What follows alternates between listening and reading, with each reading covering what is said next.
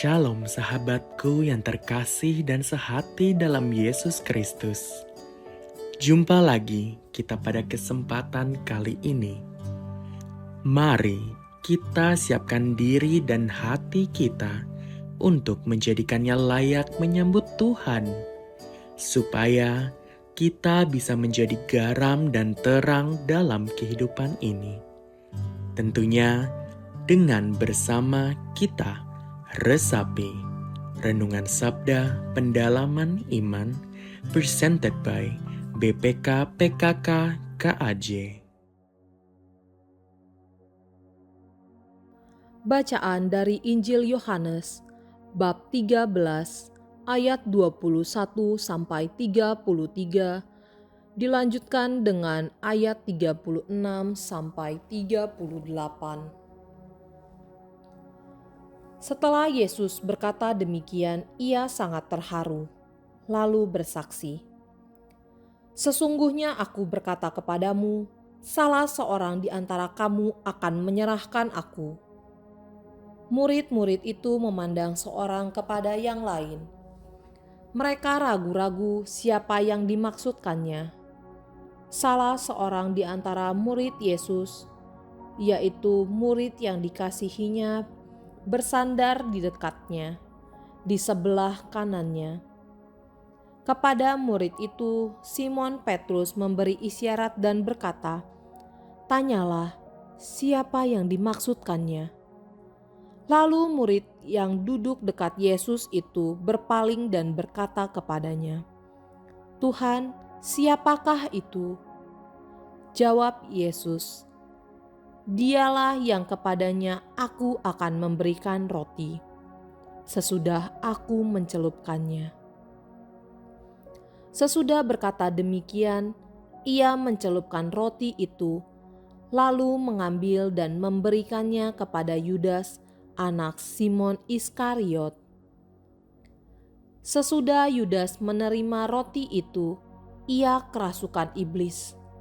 Lalu Yesus berkata kepadanya, "Apa yang hendak kau perbuat, perbuatlah dengan segera." Tetapi tidak ada seorang pun dari antara mereka yang duduk makan itu mengerti mengapa Yesus mengatakan itu kepada Yudas.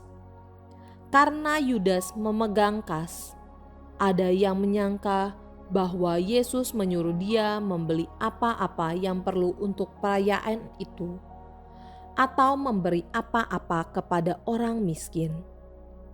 Setelah menerima roti itu, Yudas segera pergi. Pada waktu itu, hari sudah malam. Sesudah Yudas pergi, berkatalah Yesus, "Sekarang Anak Manusia dimuliakan, dan Allah dimuliakan di dalam Dia. Jikalau Allah dimuliakan di dalam Dia, Allah akan memuliakan Dia juga di dalam dirinya, dan akan memuliakan Dia dengan segera. Hai anak-anakku, hanya seketika saja lagi aku ada bersama kamu. Kamu akan mencari aku. Dan seperti yang telah kukatakan kepada orang-orang Yahudi, ke tempat aku pergi, tidak mungkin kamu datang. Demikian pula sekarang aku mengatakannya kepada kamu juga." Simon Petrus berkata kepada Yesus, "Tuhan, kemanakah engkau pergi?" Jawab Yesus, "Ke tempat aku pergi, engkau tidak dapat mengikuti aku sekarang, tetapi kelak engkau akan mengikuti aku." Kata Petrus kepadanya, "Tuhan, mengapa aku tidak dapat mengikuti engkau sekarang? Aku akan memberikan nyawaku bagimu." Jawab Yesus, "Nyawamu akan kau berikan bagiku? Sesungguhnya aku berkata kepadamu, sebelum ayam berkokok, engkau telah menyangkal aku 3 kali." Demikianlah Injil Tuhan. Shalom bro and sis yang dikasihi dalam Tuhan kita Yesus Kristus. Senang sekali pada hari ini kita bertemu kembali dalam permenungan firman Tuhan. Pada hari ini firman Tuhan memperlihatkan kepada kita bagaimana Tuhan Yesus di saat-saat terakhirnya dia mengalami suatu hal yang sangat menyakitkan hati. Kalau kita lihat dari sisi manusia pada saat itu, mungkin kalau kita akan sangat-sangat kecewa dan sakit hati.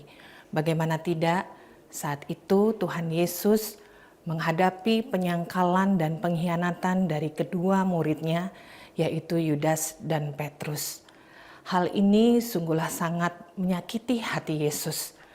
Namun sering kadangkala kita, apa yang dilakukan Yudas dan Petrus pada saat itu, kalau secara manusia dapat kita maklumi, di mana pada saat itu Yudas dan Petrus merasa mendapatkan tekanan, sehingga demi menyelamatkan diri mereka, akhirnya terjadilah penyangkalan dan pengkhianatan itu. Mengapa demikian? Karena Yudas dan Petrus sangat takut apabila mereka mengakui bahwa mereka adalah bagian dari murid-murid Yesus. Mereka juga akan terancam nyawanya, bahkan mereka juga akan ikut tersalib. Itulah hal yang dilakukan oleh Yudas dan Petrus pada saat itu. Apa yang dilakukan Yudas dan Petrus pada saat itu, bro and sis, juga terjadi kepada kita sebagai anak-anak Tuhan Yesus dan murid-murid Yesus di zaman sekarang ini. Kita tahu bahwa kita sebagai pengikut Kristus, tentulah banyak sekali tekanan-tekanan yang kita hadapi, baik itu di dalam kehidupan kita, bergereja, dalam pekerjaan kita, dalam bermasyarakat, maupun di dalam keluarga atau rumah tangga kita sendiri. Banyak sekali tekanan yang kita hadapi, sampai-sampai pada akhirnya kadang-kadang kita dihimpit, kita tertekan, kita dihadapi dengan dua pilihan. Akankah kita mengikuti dunia atau kita mengikuti Tuhan Yesus dengan setia? Namun apa yang terjadi? Kadang-kadang kita lebih memilih mengikuti dunia daripada kita memilih kehendak Tuhan Yesus. Itulah yang terjadi bagi kita saat ini. Kita kadang-kala lupa akan kasih Tuhan. Kita kadang-kala lupa bahwa kuasa Tuhan lebih besar dari dunia ini. Dunia menjanjikan hal-hal yang sangat menyenangkan. Secara pandangan manusia, dunia menawarkan hal yang instan. Sedangkan buat kita mungkin kita sudah berdoa, tapi kita belum mendapatkan jawaban Tuhan. Sehingga kita merasa bahwa sangat lama Tuhan menjawab doa-doa kita ini sangat lama. Sehingga secara instan kita terbawa dengan dunia. Berapa banyak di luar sana anak-anak Tuhan Yesus, murid-murid Tuhan Yesus terjebak dalam suatu pilihan di mana mereka lebih takut daripada akan manusia daripada dengan Tuhan sendiri. Akhirnya mereka mengambil keputusan apa yang ditawarkan oleh dunia, apa yang diajak oleh teman mereka, mereka lebih mengikuti daripada mereka mengikuti kehendak Tuhan. Mungkin bro and sis juga pernah mendengar kalau akhir-akhir ini banyak sekali berita di mana orang-orang mengakhiri hidupnya dengan cara yang tidak wajar. Kita bisa menyebutkan bahwa ini juga salah satu penyangkalan akan kuasa Tuhan di dalam hidup kita. Mengapa tidak? Manusia mengambil jalan tempuhnya sendiri. Manusia lebih memilih menyelamatkan hidupnya dengan cara yang tidak wajar sebenarnya. Kenapa? Karena mereka tidak percaya akan kuasa Tuhan. Karena mereka tidak bisa lagi melihat belas kasih Tuhan di dalam hidup mereka. Dan di samping itu kita juga pada saat kita tertekan, pada saat kita mengalami kekeringan, kadang-kadang manusia mudah saja mengucapkan dalam doa, Tuhan tolong saya. Jika kita sakit, kita minta Tuhan menyembuhkan. Jika kita dalam masalah keuangan, kita minta Tuhan pulihkan keuangan kita. Dalam masalah apapun, kita minta Tuhan untuk memulihkan kita. Tapi yang terjadi, jika doa kita setelah dijawab oleh Tuhan, kita telah disembuhkan, keuangan kita telah dipulihkan, semua keadaan telah baik-baik saja. Penyangkalan itu pun terjadi. Penyangkalan terhadap komitmen kita. Penyangkalan terhadap perkataan kita kepada Tuhan yang tadinya kita berkata bahwa kalau Tuhan pulihkan, kita akan memuliakan Tuhan. Kita akan taat dan setia kepada Tuhan. Tapi hal itu tidak terjadi karena kita lupa bahwa Tuhanlah yang sangat berkuasa dalam segala-galanya dalam hidup kita. Di satu sisi dalam bacaan kita pada hari ini, kita melihat tentang Tuhan Yesus. Dia begitu tegar, Bro and Sis, menghadapi pengkhianatan yang dilakukan oleh murid-muridnya. Dia begitu tetap mengasihi kedua muridnya, walaupun dia menerima perlakuan yang tidak mengenakan bagi dirinya. Kita balik kepada diri kita sendiri. Jika kita seperti Yesus pada saat itu, di mana kita dikhianati oleh orang terdekat kita, yang kita percaya, yang kita kasihi, apa yang kita lakukan? Tentu kita akan sangat marah, sangat kecewa, dan akan mungkin sampai akhir hidup kita tidak mau lagi bertemu dengan orang itu. Tapi di bacaan ini Tuhan Yesus mengingatkan kepada kita. Di ayatnya yang ke-34, Tuhan Yesus memerintahkan kepada murid-muridnya untuk terus saling mengasihi satu dengan yang lain, sebagaimana Tuhan Yesus telah mengasihi mereka. Itulah yang Tuhan inginkan juga untuk kita, Bro and Sis. Di mana apapun yang kita hadapi, dalam kita tertekan, dalam kita terjadi suatu pengkhianatan, luka yang sangat mendalam ada di dalam diri kita.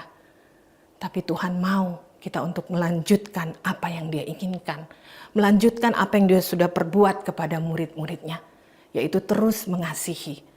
Tuhan mau melihat kita bukan hanya sebagai perkataan untuk mengasihi. Kasih bukan hanya untuk kita perkatakan, tapi kasih untuk kita lakukan. Tuhan melakukan kasih kepada muridnya walaupun dia menghadapi terlalu sakit. Rasanya dia mungkin kalau kita manusia, kita merasa aduh kok bisa, kok tega. Kita juga mungkin seperti itu. Apalagi itu adalah orang terdekat kita, dalam keluarga kita, dalam sahabat-sahabat kita. Kita tidak akan bisa mampu untuk kembali mengasihi. Tapi marilah kita selalu mengingat apa yang Tuhan sudah firmankan. Bahwa mari kita tetap tegar, kita tetap mau mengasihi. Karena sesungguhnya Tuhan sendiri yang telah mengasihi kita. Bro and Sis, dalam kesempatan ini, mari kita kembali melihat diri kita. Kita kembali melihat kehidupan kita, perjalanan hidup kita. Apakah kita sudah menjadi Yudas dan Petrus yang meninggalkan Tuhan Yesus hanya karena untuk mencari kesenangan kita? Apakah kita sudah menjadi Yudas dan Petrus yang mengkhianati Tuhan Yesus hanya karena untuk menyelamatkan diri kita? Hanya karena kita memilih dunia untuk kesenangan kita sesaat. Kita bahkan lupa bahwa sukacita yang abadi ada di dalam Kristus. Kita mau menjadi pelaku kasih, bukan hanya menjadi berkata-kata tentang kasih. Di dalam bacaan ini, kita diajak untuk tidak lagi menjadi Yudas dan Petrus. Di dalam bacaan ini, kita diajak untuk sungguh-sungguh menjadi pelaku kasih. Kita mau taat, kita mau setia sampai akhir hidup kita. Demikian permenungan kita pada hari ini. Semoga menjadi berkat bagi Bro and Sis semua. Tuhan Yesus memberkati. Kita tutup permenungan hari ini. Kita berdoa. Dalam nama Bapa dan Putra dan Roh Kudus. Amin. Allah Bapa yang Maha Baik, sungguh kami bersyukur karena pada hari ini firman-Mu begitu mengena di dalam diri kami. Ampuni kami ya Tuhan, karena kami sering menyangkal Engkau. Kami sering melukai hati-Mu. Kami mohon ampun atas segala yang telah kami lakukan. Ya Roh Kudus, ajar kami dan bimbing kami untuk kami tetap kuat, untuk kami tetap tegar di dalam iman kami. Kami tidak lagi memilih dunia. Kami tidak lagi menyelamatkan diri kami untuk kesenangan kami, untuk dunia. Tapi biarlah apa yang kami pilih, kami boleh memilih untuk terus berjalan dan setia kepada kehendak Tuhan. Ajar kami juga untuk selalu berbuat kasih, bukan hanya memperkatakan kasih, tapi dalam kehidupan kami sehari-hari, kepada siapapun dan dimanapun, kami boleh menjadi pelaku kasih. Terima kasih Tuhan atas berkat-Mu pada hari ini yang luar biasa kami dapatkan. Semoga damai sejahtera dan kasih Allah selalu menyertai kami semua.